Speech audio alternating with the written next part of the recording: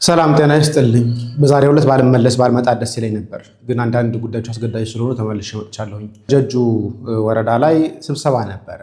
የሃይማኖት ተቋማትን እዛ አካባቢ ያሉ የሃይማኖት አባቶችን ሰብስቤ አወያየሁኝ ይላል። እንደምትመለከቱት እነኚህ ናቸው እንግዲህ ኦርቶዶክሱን ወክለው የሃይማኖት አባቶች፣ ሙስሊሞችም ክርስቲያኖችም ተሰበሰቡ የተባለው ይሄ ክርስቲያን የወከለ ሰው እዚህ ውስጥ ይታያቸዋል።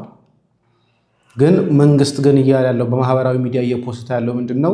ጀጁ ላይ የሚገኙ ከሁለቱም እምነት ተቋማት ከሙስሊምናም ከክርስትና ያሉ ተቋማትን እዛ ያሉ ምዕመናንን ሰብስቦ እንዳወያየ ከዛ ደግሞ እዛ ላይ ሀገር ላይ ሰላም እንደሆነ እየተናገርን ያለው።